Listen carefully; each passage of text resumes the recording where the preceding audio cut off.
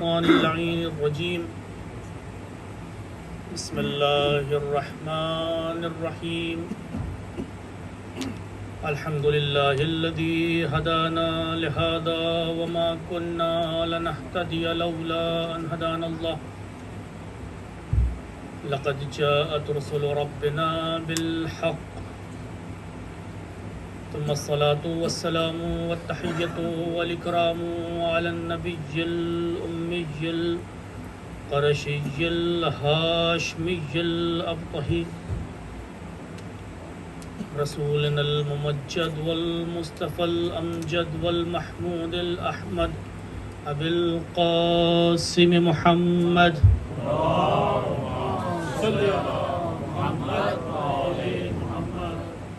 وعلى أهل بيته الطيبين الطاهرين المعصومين المظلومين المنتجبين المنتخبين ولعنة الدائمة الباقية على أعدائهم أجمعين من الآن إلى قيام يوم الدين أما بعد فقد قال الله الحكيم في كتابه الكريم وهو أصدق الصادقين وقوله الحق أعوذ بالله من الشيطان الرجيم بسم الله الرحمن الرحيم قل أتحاجوننا في الله ربنا وربكم ولنا أعمالنا ولكم أعمالكم ونحن له مخلصون صلوات بر محمد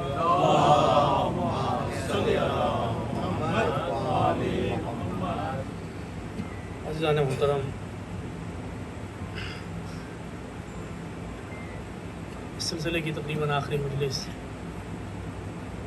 اس آیہ کریمہ کے ذیل میں کہ یہاں پر کوشش یہ کی گئی کہ اخلاص کے حوالے سے اور خاص طور سے کربلا والوں کے اخلاص کے حوالے سے اخلاص کی اہمیت کو اور اس کی تاثیر کو بتایا جا سکے،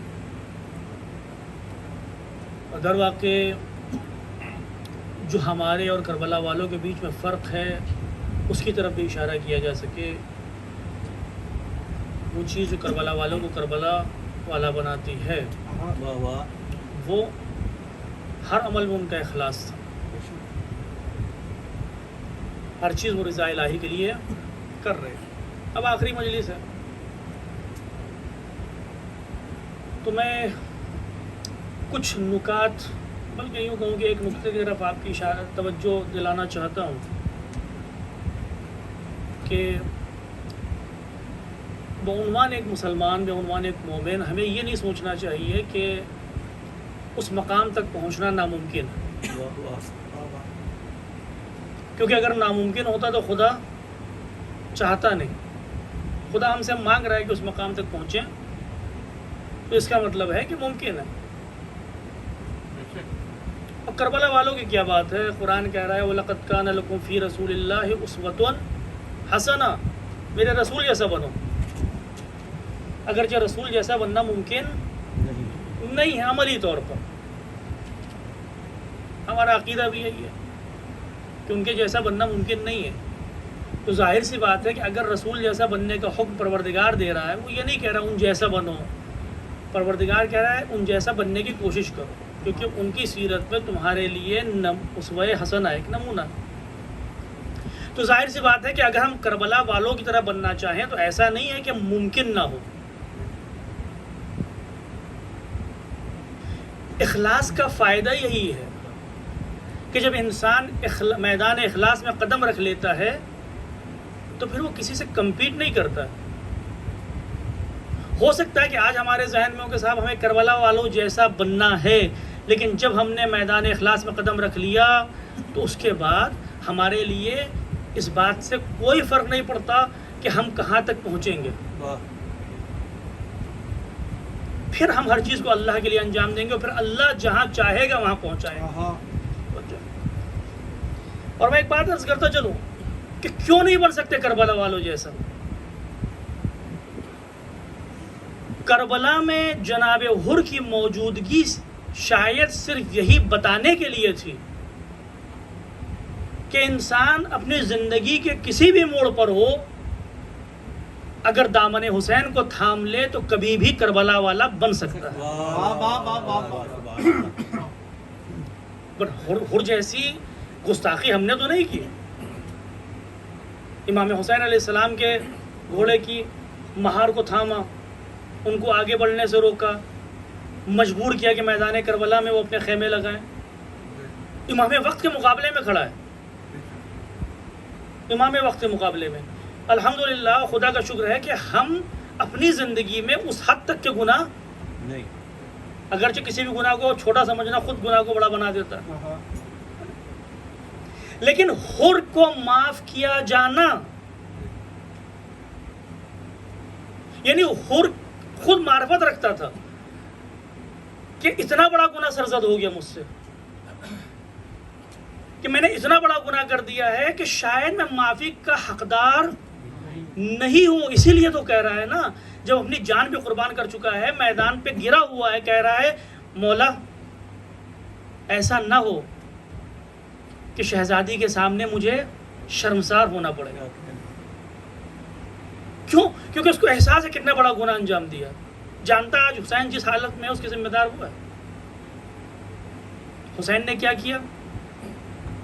اپنا رومال سیدہ کو حر کی گردن پہ باندھا اور فرمایا کہ جب میدان محشر میں پہنچو گے تو میری ماں اس رومال کو پہچانے گی. شہزادی تو حر کو بھی پہچانتی، لیکن حر کے ذہن میں ہے کہ عصمت کے مقابلے میں، امامت کے مقابلے میں اتنا بڑا گناہ انجام دیا ہے، کیا لائق معافی ہوگا یا نہیں. حسین تو معاف کر چکے، حسین جانتے ہیں کہ حر معاف کیا جا چکا ہے، لیکن حر کے ذہن میں جو سوال تھا، اس سوال کا جواب دینے کے لیے حسین اپنا رومال، اپنی ماں کا رومال حر کو دیتا کہ جاؤ یہ رومال کے ذریعے. تو عزیزان محترم، حسین بتا رہے ہیں، کربلا بتا رہی ہے، کربلا ہمیں درس دے رہی ہے کہ انسان چاہے جتنا بڑا گنہگار ہو، حر سے زیادہ بڑا گنہگار نہیں ہوگا. البتہ وہ گنہگار کہ جس کے پلٹنے کی امید ہو. بعض اوقات گناہ ایسی منزل پر پہنچ جاتا ہے کہ پھر پلٹنے کی امید نہیں ہوتی ہے، لیکن در حسین وہ در ہے کہ پروردگار عالم اس در پر آنے والے کو معاف کرتا ہے، اس در پر آنے والے کو معاف کرتا ہے. امام حسین علیہ السلام، پیغمبر اسلام کے زمانے میں ایک شخص تھا، اس سے کوئی بڑا گناہ سرزد ہو گیا، تو پیغمبر اسلام نے اس کے گھر پہ کہلوایا کہ مسجد آئیے آپ، کیونکہ پیغمبر اسلام بعنوان قاضی بھی تھے. پیغمبر اسلام چونکہ حاکم وقت تھے، لہٰذا قضاوت کے احکام امور بھی وہی انجام دیتے تھے. لوگ آتے تھے، فیصلہ کرواتے تھے، جو حدود الہی جاری ہوتے تھے وہ حدود جاری کیا کرتے تھے پیغمبر اسلام. اس شخص کو سمجھ میں آ گیا کہ بھائی معاملہ سنگین ہے. ایک سلوات کی جبر محمد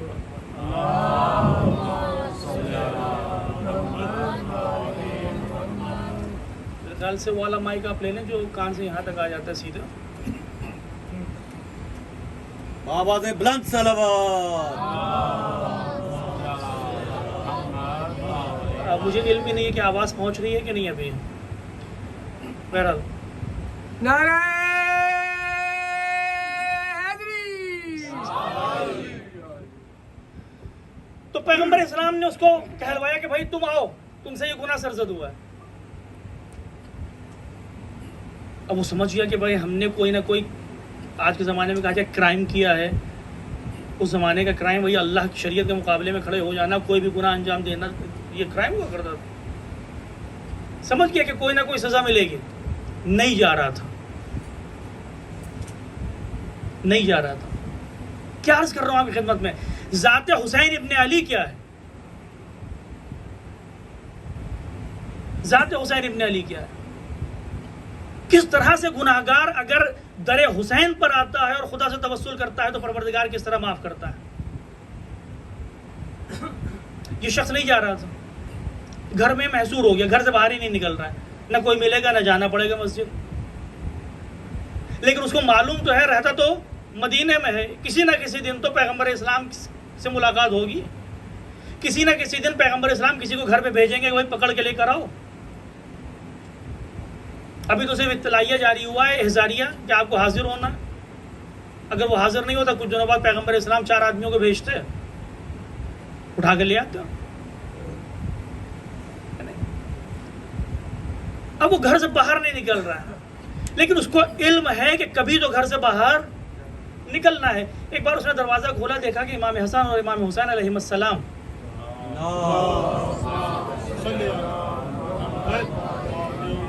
بچپن آئے, چھوٹے چھوٹے بچے پیغمبر اسلام کے زمانے میں جا رہے ہیں. مسلمان ہے, مسجد رسول میں جاتا تھا, دیکھتا تھا کہ پیغمبر کتنی محبت کرتے ہیں. مسجد رسول میں جاتا تھا, دیکھتا تھا کہ اگر کوئی سوار ہو جائے تو پیغمبر سجدے سے سر نہیں اٹھاتے. مسجد رسول میں جاتا تھا, دیکھتا تھا کہ پیغمبر اسلام اگر کوئی شہزادہ وارد ہو جائے تو خطبہ قط کر دیا کرتے تھے, ممبر سے نیچے اتر جایا کرتے تھے. مسلمان ہے, جانتا ہے کہ وہی گھرانہ ہے کہ جس کے گھر پر جا کے پیغمبر اسلام ہر روز سلام کرتے ہیں. اب چاہے اس کو اتنی معرفت حسین نہ ہو, چاہے اس نے یہ عمل اس لیے انجام دیا ہو کہ وہ یہ سوچ رہا ہوگا کہ پیغمبر اسلام بہت چاہتے ہیں, غلط نہیں تھا, وہ پیغمبر اسلام بہت چاہتے تھے. تو چاہے وہ دنیاوی محبت اور علاقے کی وجہ سے اس نے یہ عمل انجام دیا. اس نے کیا کیا, دونوں شہزادوں کو اپنے کندھوں پر بٹھایا, کیونکہ دیکھ چکا تھا پیغمبر اسلام یہی کام کیا کرتے ہیں. دونوں شہزادوں کو اپنے کندھے پر بٹھایا اور مسجد رسول کی طرف چلا. پیغمبر اسلام مسجد میں تشریف فرمائے, جیسے ہی دیکھا کہ وہ شخص آ رہا ہے, ایک کاندھے پر امام حسن اور ایک کاندھے پر امام حسین, مسکرائے, سمجھ گئے کیا چاہتے ہو. کیا کہنے ہیں. پیغمبر اسلام سمجھ گئے کہ اس کا مقصد کیا ہے, منشا کیا ہے, کیا وجہ ہے کہ آج شہزادوں پر اتنا پیار آ رہا ہے. کہا, مسکرائے, فرمایا کہ آ جاؤ. میں سمجھ گیا, جاؤ, پروردگار عالم نے تم کو معاف کیا. سوال نہیں کیا اس نے. میں نے کیا عرض کیا, ابھی اس کو حسین کی معرفت وہ نہیں ہے. حسین اس کے لیے ابھی ایک چھوٹے سے بچے ہیں. وہ تو پیغمبر کی محبت دیکھتے ہوئے حسین کو اپنے کاندھوں پر لے کر گیا ہے. ابھی حسین کی معرفت نہیں ہے, صرف حسین کو اپنے کاندھے پر اس لیے لے کر گیا ہے کہ شاید رسول نواسے کی محبت میں آ کے کچھ رعایت کر دیں. لیکن اس کو یہ خبر نہیں کہ رسول اپنے آپ کچھ نہیں کیا کرتے. رسول اپنے آپ کچھ نہیں کیا کرتے. اگرچہ اس کا مقصد یہ نہیں تھا کہ حسین امام حق ہے, حسین کشتی نجات ہے, حسین شفاعت کر سکتا ہے, اس کو کچھ نہیں معلوم. صرف حسین کو کاندھے پر لے کر گیا ہے.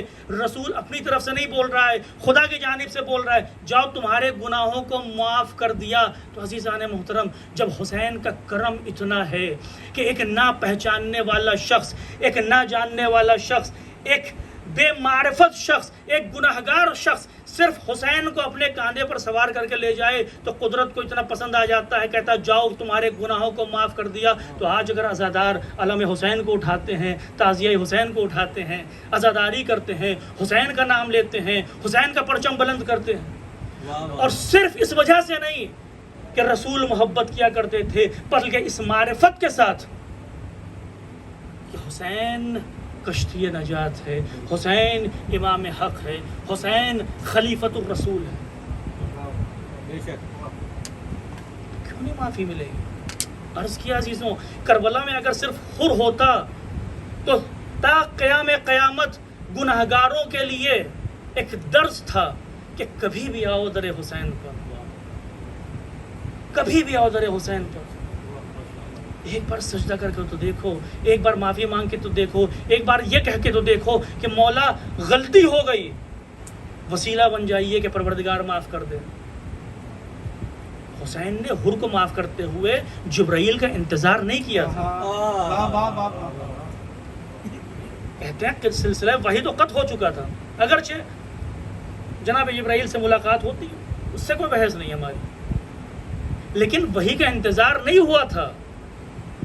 حر آیا ہے، حسین نے کہا جاؤ تمہیں معاف کر دو،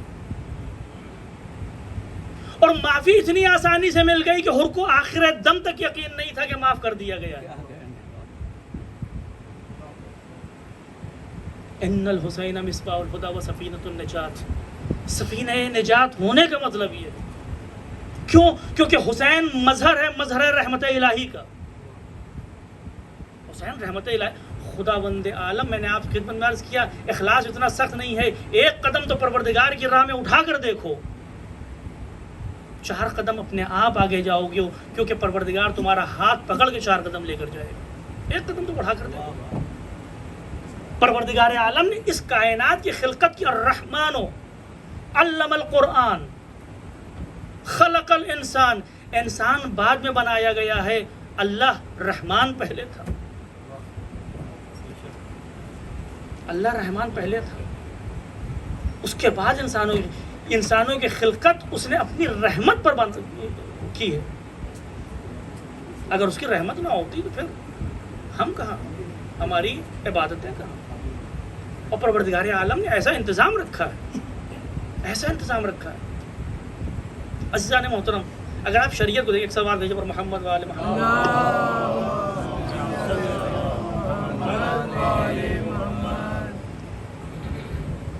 خدا کتنا، اب چونکہ امام حسین علیہ السلام مظہر رحمت الہی ہیں. اب ایک بات میں اللہ کی رحمت کے حوالے سے بھی عرض کرتا چلوں آپ کو، خدا بہت رحیم ہے، بہت رحیم. اتنا رحیم ہے کہ وہ انسان کی عزت کے بارے میں اس سے زیادہ سوچتا ہے.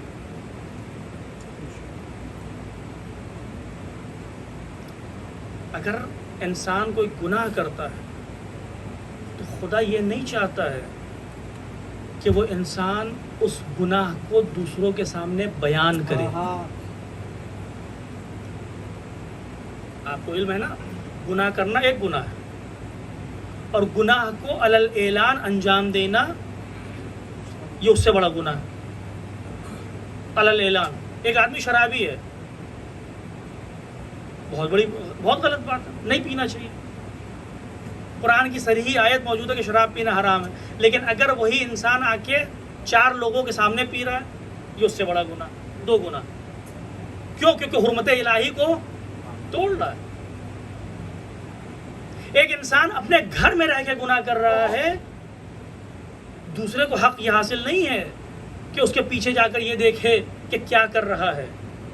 کیونکہ تجسس، ولا تجسسو، تجسس نہ کرو. یہ نہ دیکھو کہ فلاں صاحب اپنی خالی وقت میں کیا کرتا ہے، ولا تجسسو، حرام ہے تجسس. اب ایک واقعہ یاد آ گیا، ایک سال بعد ہے جب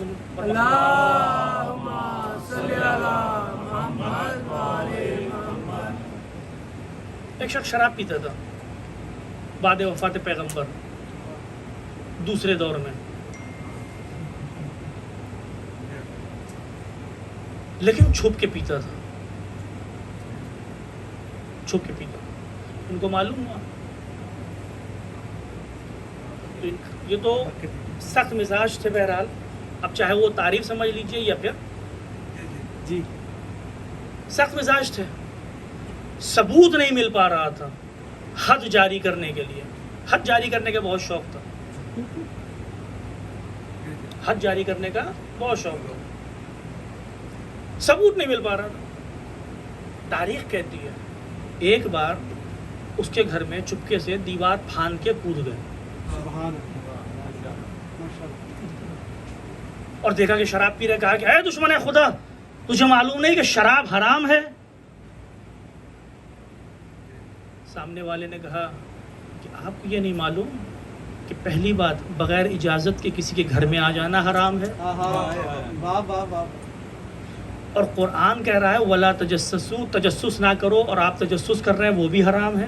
میں تو صرف ایک حرام کام کا مرتکب ہوا ہوں. ولا تجسسو، کون کیا کر رہا ہے اس سے کوئی فرق نہیں پڑتا.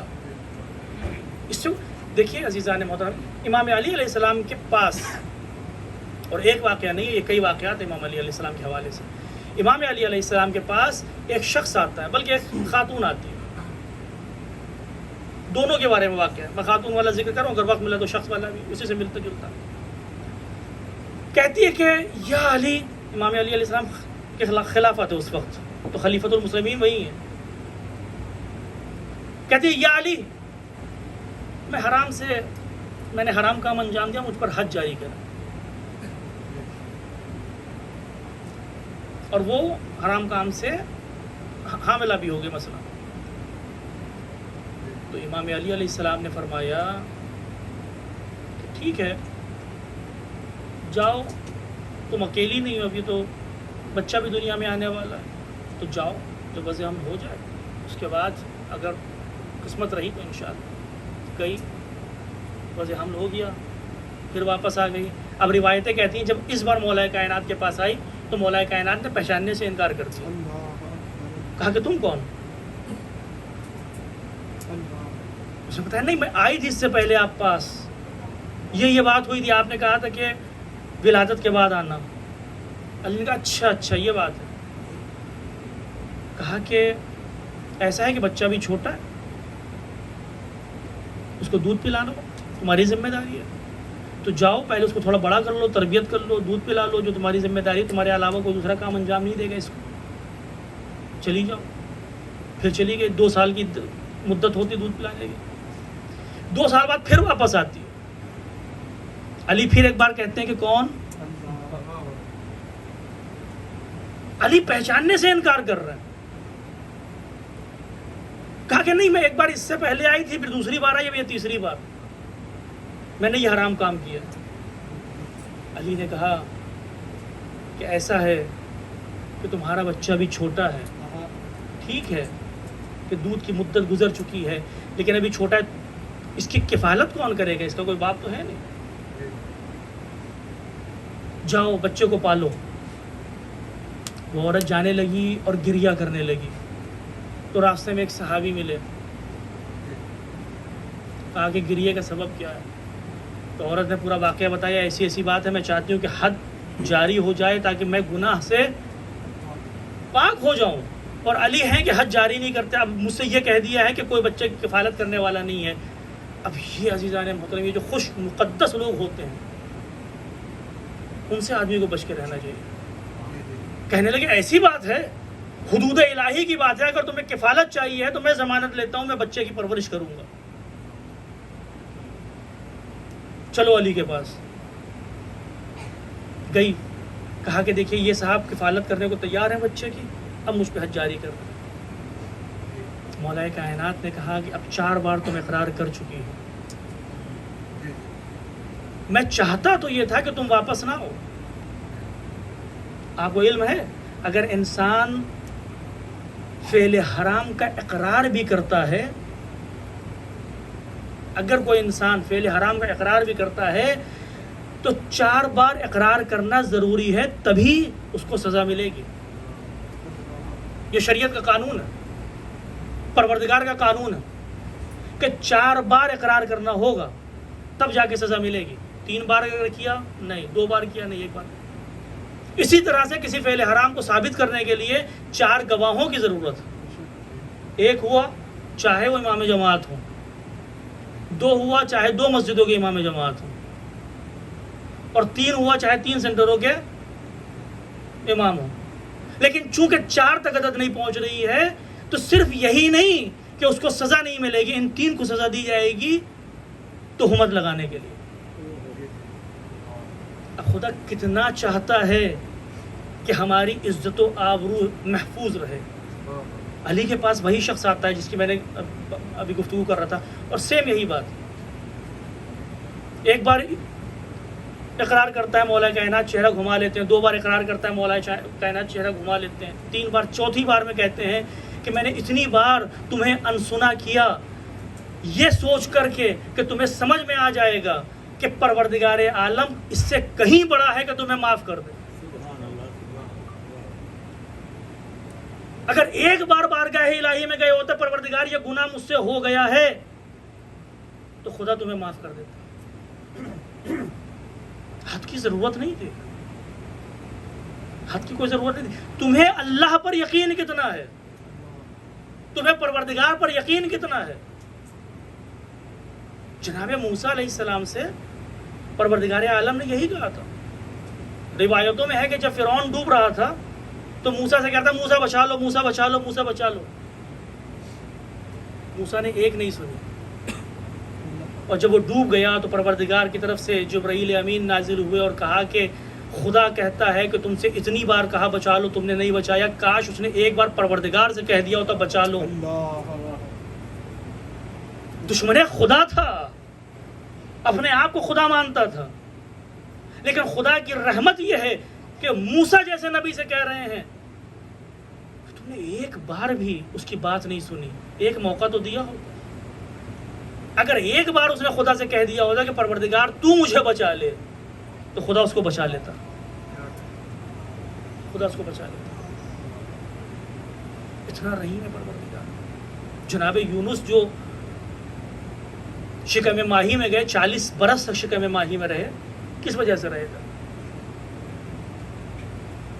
کیونکہ اپنی قوم میں تبلیغ کیا کرتے تھے، کوئی نہیں بات مانتا تھا ان کی، سب ان کو برا بھلا کہتے تھے. تو ایک بار انہوں نے پروردگار سے کہا کہ پروردگار عذاب بھیج دے. کہا کہ ٹھیک ہے، عذاب بھیجنے کے لیے بات ٹھیک ہے، اپنی قوم کو بتا دو کہ اتنے دنوں بعد عذاب آئے گا. ان کے پاس عذاب آنے سے پہلے تک کا وقت ہے. لوگوں نے مذاق اڑانا شروع کر دیا. عذاب آنے سے ایک دن پہلے جناب یونس سے کہا گیا کہ تم اب نکل جاؤ شہر سے، کل عذاب آنے والا. یونس چلے گئے، اور جب واپس آئے تو دیکھا کہ کچھ نہیں ہوا، کچھ نہیں ہوا. تو دل میں یہ درد لے کر چلے گئے کہ پروردگار عالم نے ان کی دعا نہیں سنی. اور اسی درد کے ساتھ وہ کشتی سے جا رہے تھے، اور اس کے بعد کشتی ڈگمگانے لگی، اور لوگوں نے کہا کہ ایک ایک کر کے. اور جناب یونس نے جب چھلانگ ماری تو پھر وہ مچھلی ان کو لے کر چلی گئی. 40 سال تک. کیوں؟ کیونکہ پروردگار عالم کا فیصلہ یہ تھا کہ عذاب نہ بھیجا جائے. یونس نے کوئی اعتراض نہیں کیا تھا، صرف یہ سوچا تھا کہ میری دعا قبول نہیں ہوئی. اور پروردگار عالم سے یہ دریافت ہی نہیں کیا کہ کیوں عذاب نہیں کیا. یونس کو بعد میں پروردگار نے بتایا کہ جب تم چلے گئے اور آثار عذاب نمودار ہوئے تو یہ قوم آئی، اس کے بچے آئے، اس کے بوڑھے آئے، اس کی عورتیں آئے، اس کے جوان آئے، سب نے میرے سامنے دعا کی پروردگار اب ہم کو یقین ہو گیا ہے کہ یونس کا پروردگار ہی حق ہے، ہمیں معاف کر دیں. ہم نے تو انہیں معاف کر دیا. خدا کی رحمت یہ ہے. جناب نوح علیہ السلام عذاب کے لیے دعا کر رہے ہیں، 1000 سال تک، 900 سال تک تبلیغ کرتے رہے. پروردگار سے عذاب کے لیے جب انہوں نے دعا کی ہے تو پروردگار عالم نے 40 خرمے کے ہستے بھیجے، کہا ان کے درخت لگاؤ. اور خرمے کا درخت بڑھنے میں سالوں لگ جاتا. تو جس کشتی کو جناب نوح نے بنایا تھا اس کے درخت بھی جناب نوح نے ہی اگائے تھے پروردگار کے حکم پر. کیوں؟ کیونکہ پروردگار عالم زیادہ سے زیادہ مہلت دے رہا تھا اس قوم کو کہ شاید کوئی واپس آ جائے. ورنہ نوح نے تو عذاب کی دعا بہت پہلے کی تھی. یہ اللہ کی رحمت، یہ اللہ کی رحمت. تو کبھی آدمی یہ نہ سوچے کہ اب تو ہمارا کام ختم ہو گیا. 2 گناہ ہیں جو معاف نہیں ہوتے. ایک ہے کفر، اللہ کا شریک قرار دینا، اور دوسرا ہے یاس من رحمت اللہ، اللہ کی رحمت سے مایوس ہو جانا. اللہ کی رحمت سے مایوس ہو جانا. وہ واقعہ آپ نے سنا ہوگا، میں دہراؤں گا نہیں کیونکہ وقت زیادہ ہو جائے گا. 8:40 ہو گیا ایسے کہ وہ ایک لٹیرا جب مومن بن گیا تھا، لوگوں نے اسے پوچھا تو نے اتنے لوگوں کو قتل کیا، اتنے لوگوں کو لوٹا ہے، کہاں سے مومن، کہاں کی نماز قبول ہوگی؟ تو اس نے جواب کیا دیا تھا. اس نے کہا تھا میں نے پوچھا تھا کہ کیا پروردگار عالم میں اتنی رحمت ہے جتنی میری ماں میں ہے؟ کہا کہ اس سے کہیں زیادہ. تو اس نے کہا تب تو ٹھیک ہے، وہ معاف کر دے گا کیونکہ میری ماں مجھے معاف کر دیتی. یہ اللہ کی رحمت.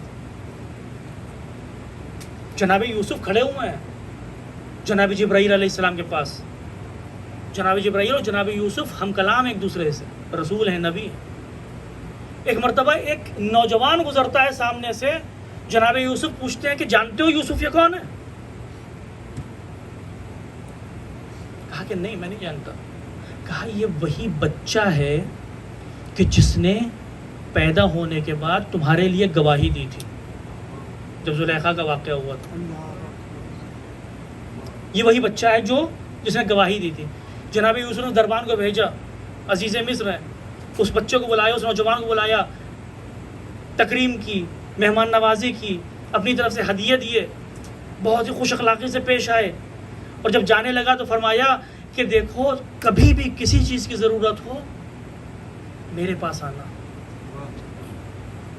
جناب جبرائیل مسکرانے لگے جب یوسف کی یہ برتاؤ دیکھا. جناب جبرائیل مسکرانے لگے. جناب یوسف نے پوچھا جبرائیل مسکرا کیوں رہے ہو؟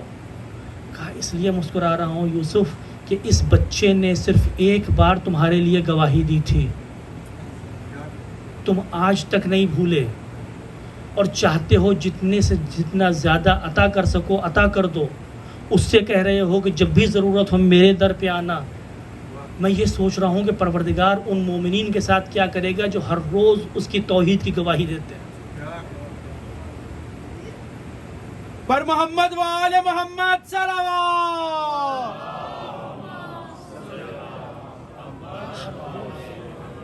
ہر روز اس کی توحید کی گواہی دیتی. اسی لیے تو روایتوں میں ہے کہ قیامت کے دن پروردگار اتنا نعرہ ہے. ایک بار میں دل لگاؤ. نعرہ حیدری.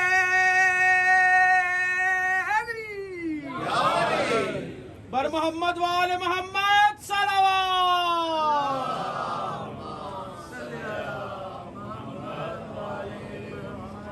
اسی لیے تو روایتوں میں ہے کہ بھائی قیامت کے دن پروردگار عالم اتنے زیادہ لوگوں کو معاف کرے گا. روایت ہے کہ ابلیس سوچنے لگے گا کہ شاید ہم کو بھی معاف کر دیا جائے. تو کبھی پروردگار ٹھیک ہے عادل ہے، لیکن غضبت رحمتہ غضبہ، اس کی رحمت اس کے غیظ و غضب پر غالب ہے. یہ دعا جوشن کبیر میں آپ پڑھتے ہیں، اس کی رحمت پہلے آتی ہے. ابلیس سوچنے لگے گا کہ ہم کو بھی معاف کر دیا جائے گا قیامت. کتنی خوبصورت بات ہے. جبرائیل کہہ رہے ہیں کہ ایک بار گواہی دینے پر تم آج تک نہیں بھول رہے ہو، وہ خدا کیسے بھولے گا کہ جس کی توحید کی گواہی تم ہر روز دیتے ہو. عزیزوں اگر اسی کو توسیع دیا جائے تو وہ حسین کیسے بھولیں گے کہ جس کے لیے ہر سال ہر محرم میں ہم فرش اعضاء پر بیٹھتے ہیں. کیا حسین کا کرم یوسف سے کم ہے؟ نہیں، حسین کا کرم یوسف سے کم نہیں ہے. جب یوسف نہ بھولے تو حسین کیسے بھولے گا کہ یہ ہمارے شہیدوں پر رونے والا تھا، یہ ہمارا علم اٹھانے والا تھا، یہ ہمارا تذکرہ کرنے والا تھا، یہ ہماری ماں کے دل کو سکون عطا کرنے والا تھا. یہاں پر بیٹھے ہو صرف حسین کے دل کو سکون نہیں دے رہے ہو، تو اس ماں کے دل کو تسکین کا باعث ہو کہ جس نے اپنے باپ سے سوال کیا تھا کہ میرے حسین کے چلے جانے کے بعد کوئی رونے والا ہوگا کیسے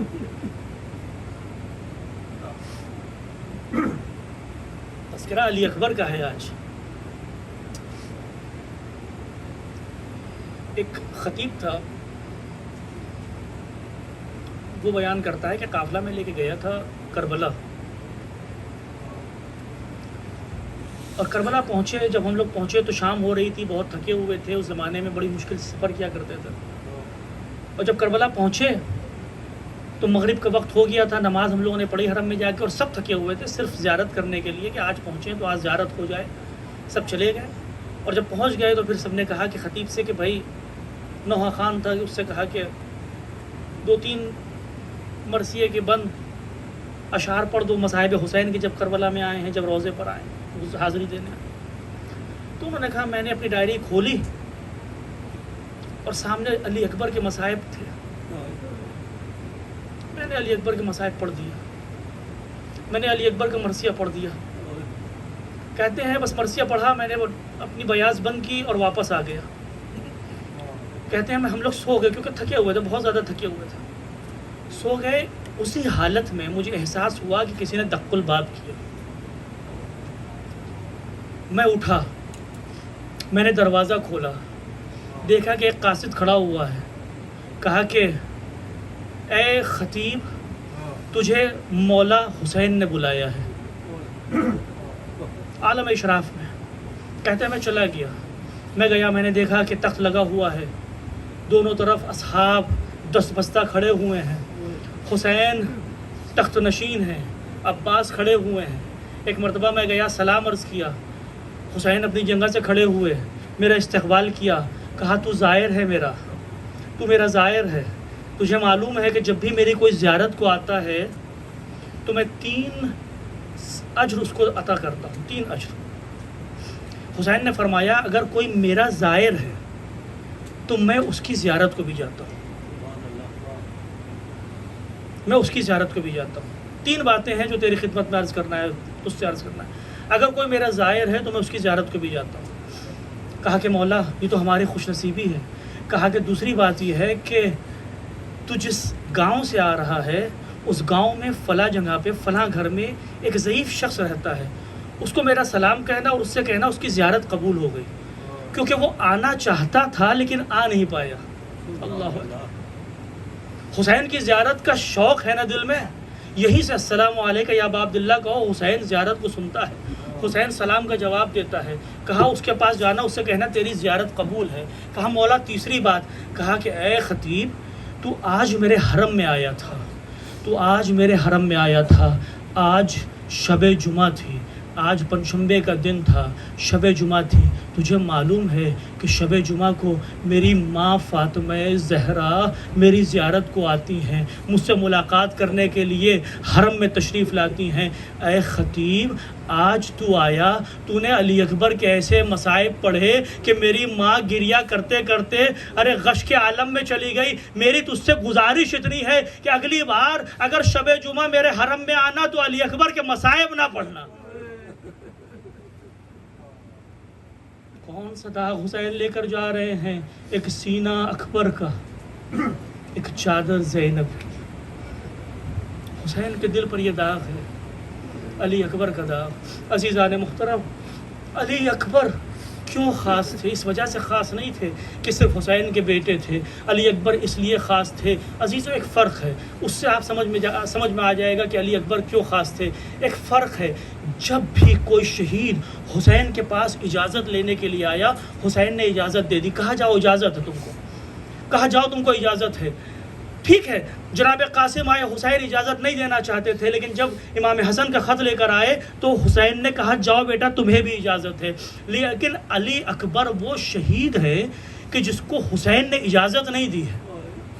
علی اکبر جب آتے ہیں زینب کے پاس بھی جاتے ہیں, زینب سے بھی اجازت مل جاتی ہے. حسین کی خدمت میں آتے ہیں, بابا جان اب تو پھوپھی اماں نے بھی اجازت دے دی ہے, تب بھی حسین اجازت نہیں دیتے. ہاں کوئی ایسا جملہ کہتے ہیں کہ علی اکبر سمجھ جاتے ہیں کہ اجازت مل گئی. ایک مرتبہ حسین آسمان کا رخ کرتے ہیں, کہتے پروردگار گواہ رہنا, ایسے کو بھیج رہا ہوں جو رفتار میں, جو گفتار میں, جو کردار میں تیرے نبی کا شبیہ ہے. ارے جب بھی میں اپنے نانا کی زیارت کرنا چاہتا تھا علی اکبر کو دیکھ لیا کرتا تھا. یہ علی اکبر نہیں جا رہے ہیں, یہ شبیہ رسول جا رہی ہے. ارے حسین جب بھی نانا کو یاد کرتے تھے علی اکبر کو دیکھا کرتے تھے. علی اکبر چلے ہیں. عزیزان محترم, تاریخ کہتی ہے, مقاتل لکھتے ہیں, علی اکبر تھوڑا سا آگے بڑھیں, ایک مرتبہ آواز سنتے ہیں جیسے پیچھے کوئی آ رہا ہو. علی اکبر ایک مرتبہ گھوڑے کو روکتے ہیں. کیا دیکھتے ہیں؟ بوڑھا باپ گھوڑے کے پیچھے پیچھے چلتا آ رہا ہے. حسین کبھی گرتے ہیں کبھی اٹھتے ہیں. ایک مرتبہ علی اکبر گھوڑے سے نیچے تشریف لاتے, بابا ارے آپ نے تو اجازت دے دی تھی, ارے اب کیوں پیچھے پیچھے آ رہے ہو؟ حسین کیا جواب دے؟ ارے امام وقت ہے, ہر چیز کا جواب ہے, لیکن اس سوال کا جواب نہیں ہے. حسین صرف اتنا کہتے ہیں, بیٹا کاش صاحب اولاد ہوتے تو سمجھتے. بیٹا بس اتنی گزارش ہے کہ جب تک رن کی طرف جانا پیچھے مڑ مڑ کر دیکھتے رہنا. ارے تیرا باپ تیری زیارت کرتا رہے. اللہ اکبر, اجرکم اللہ. جب حسین کے لیے اتنا سخت ہے تو میں اس ماں کا کیا تذکرہ کروں جو خیموں کے اندر ہے. مقاتل لکھتے ہیں ارے لیلا نے علی اکبر کی جنگ کو تو نہ دیکھا لیکن حسین کے چہرے کو دیکھتی رہتی تھی، جانتی تھی جب بھی حسین کے چہرے کا رنگ بدلے گا اس کا مطلب علی اکبر خطرے میں ہے، علی اکبر زخمی ہے۔ جب بھی حسین کے چہرے پر تبسم ہوگی علی اکبر خوش ہے۔ ایک مرتبہ حسین لیلا کے پاس آتے ہیں، لیلا ارے ماں کی دعا قبول ہوتی ہے، ارے ذرا دعا کرو کہ پروردگار عالم علی اکبر کو واپس لے آئے۔ عزیزان محترم علی اکبر حیدر کی طرح جنگ کر کے واپس آتے ہیں۔ روایتیں کہتی ہیں تقریباً 100 لوگوں کو فنار کیا، 3 دن کا بھوکا پیاسا جوان، 3 دن کا بھوکا پیاسا، لیکن حیدر کرار کا پوتا ہے۔ عزیزان محترم ایک مرتبہ علی اکبر واپس آتے ہیں، بیٹا کیسا ہوا، جنگ کیسی رہی؟ مولا کوئی بڑی بات نہیں تھی، ارے یہ جتنے فوج ہے یہ میرے سامنے کچھ نہیں ہے، میرے رگوں میں علی کا خون دوڑ رہا ہے۔ حسین یہاں پر ایک سوال کرتے ہیں، پوچھتے ہیں بیٹا کچھ چاہیے؟ عزیزوں ایک بوڑھا باپ سامنے جوان بیٹا ہے جو مرنے جا رہا ہے۔ عزیزوں ذرا دل پر ہاتھ رکھ کے بتانا، اگر کوئی جوان بیٹا بستر مرگ پر ہو، اگر وہ کوئی خواہش کر دے تو ماں باپ کی تمنا ہوتی ہے چاہے سب کچھ بیچ دے، چاہے دنیا ادھر کی ادھر ہو جائے لیکن اس جوان کی آخری خواہش پوری ہو جائے۔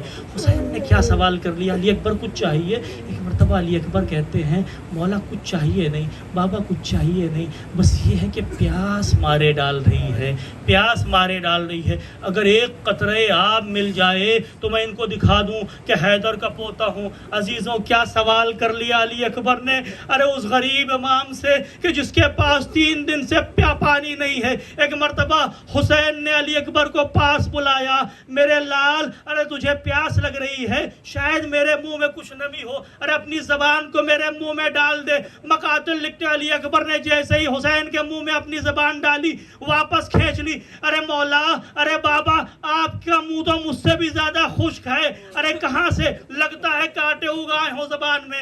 علی اکبر دوبارہ ودا ہوتے ہیں، جنگ کرتے ہیں، بس آخری جملے ہیں مصائب کے عزیزان محترم، جنگ کرتے کرتے ایک مرتبہ فوج یہ کہتی ہے کہ حیدر کا پوتا ہے، حسین کا بیٹا ہے، اس طرح سے قابو میں نہ آئے گا، چاروں طرف سے گھیرا جائے۔ ایک آدمی کو اس بات پر معین کیا جاتا ہے کہ چھپ کر علی اکبر پہ وار کرے۔ عزیزان محترم علی اکبر جنگ کر رہے ہیں، ایک مرتبہ ایک شقی چھپ کے ایک نیزہ اتنی زور سے علی اکبر کو مارتا ہے کہ زرہ کو چیرتا ہوا سینے میں پیوست ہو جاتا ہے۔ علی اکبر گھوڑے پر سنبھل نہیں پاتے ہیں، ارے نیزے کو توڑنا چاہتے ہیں، نیزہ ٹوٹ جاتا ہے، انی کلیجے میں رہ جاتی ہے، لیکن علی اکبر ادھر زمین پر تشریف لائے، ایک مرتبہ آواز دیتے ہیں بابا ارے آخری سلام قبول ہو۔ ارے جیسے ہی بیٹے کی آواز حسین کے کانوں میں پڑی، ایک مرتبہ حسین مقتل کی طرف، مقاتل کہتے ہیں کہ حسین کی کمر ٹوٹ چکی ہے، ارے آنکھوں کی روشنی جا چکی ہے، سمجھ میں نہیں آتا علی اکبر کو کہاں ڈھونڈے، کبھی زمین پر گرتے ہیں، کبھی اٹھتے ہیں، کبھی زمین پر گرتے ہیں، کبھی اٹھتے ہیں، کہتے جاتے ہیں این علی، ارے بیٹا آواز دو، باپ کی آنکھوں میں روشنی نہ بچی، آواز دو تاکہ باپ پہنچ سکے۔ علی اکبر آواز دیتے ہیں، حسین علی اکبر کے سرانے پہنچتے، ایک مرتبہ کہتے بیٹا کوئی آخری خواہش؟ علی اکبر کہتے ہیں بابا بس آخری خواہش یہ ہے کہ یہ جو سینے میں نیزے کی انی چبھی ہوئی ہے بہت پریشان کر رہی ہے، اگر آپ اس کو نکال دیں تو شاید درد میں کچھ راحت ہو۔ ایک مرتبہ حسین اپنی آستینوں کو پلٹتے ہیں، نجف کا رخ کرتے ہیں، کہتے ہیں بابا علی ارے در خیبر کو اکھاڑنا آسان تھا لیکن جوان بیٹے کے سینے سے برچھی کی آنی کو کھینچنا بڑا سخت ہے۔ ایک مرتبہ آستینوں کو پلٹا، ایک ہاتھ علی اکبر کے سینے پر، ایک ہاتھ برچھی کی آنی پر، اب جو یا علی کہہ کے کھینچا، ارے برچھی کی آنی کے ساتھ علی اکبر کا کلیجہ باہر آیا۔ حسین نے علی اکبر کے جنازے کو اٹھایا، ایک مرتبہ خیموں کی طرف آواز دی، اے بنی ہاشم کے بچوں آؤ، ارے جوان کا لاشا ہے، بوڑھے باپ سے نہ اٹھے گا. آؤ مدد کرو, علی اکبر کے لاشے کو خیموں میں لے کر جائے. الا لعنت اللہ علی القوم الظالمین. سیعلم الذین ظلموا. یا حسین